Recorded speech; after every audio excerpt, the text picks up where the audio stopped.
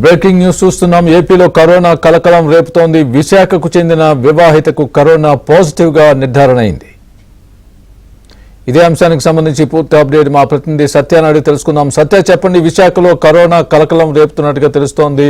విశాఖలో మద్దెలపాలెం సంబంధించిన ఒక కాలనీలో ఒక వివాహితకు పాజిటివ్ గా నిర్ధారణ అయినట్టుగా తెలుస్తోంది. దీనికి సంబంధించి ప్రభుత్వం ఏమైనా అనౌన్స్మెంట్ చేసిందా? ఎలాంటి చర్యలకు ఉపక్రమిస్తోంది ప్రభుత్వం కానీ మిగతా వైద్య శాఖ కానీ?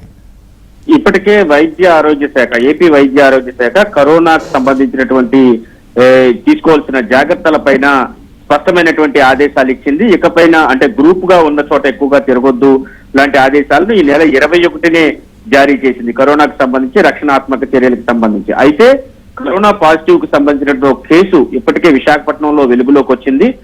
ముఖ్యంగా మద్దెలపాలెం ప్రాంతానికి చెందినటువంటి ఒక వివాహితకు కరోనా పాజిటివ్ గా నిర్ధారణ అయినట్టుగా తెలుస్తోంది. అయితే పేషెంట్ యొక్క ప్రైవసీ దృష్ట్యా ఆమె పేరు అయితే మనం అనౌన్స్ చేయడం లేదు. ఆమె ప్రస్తుతం అయితే మాత్రం ఆమె ఫీవరు, అదేవిధంగా చలితో కూడినటువంటి జ్వరం కారణంగా ఆమె ఆసుపత్రిలో అడ్మిట్ అయినట్టుగా తెలుస్తోంది, అపోలో ఆసుపత్రిలో.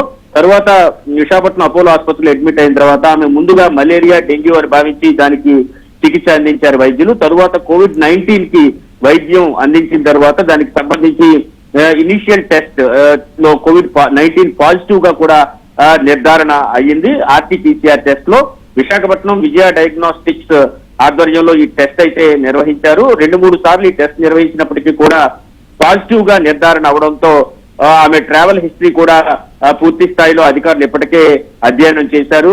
ఆమె భర్త, అదేవిధంగా 2 పిల్లలతో మాత్రమే ఆమె కలిసినట్టుగా గుర్తించారు. దీంతో వారిని కూడా ఐసోలేషన్ లో ఉండాల్సిందిగా కోరినట్టుగా తెలుస్తోంది. ఆమెని సాయంత్రమే ఆసుపత్రి నుంచి డిశ్చార్జ్ చేశారు.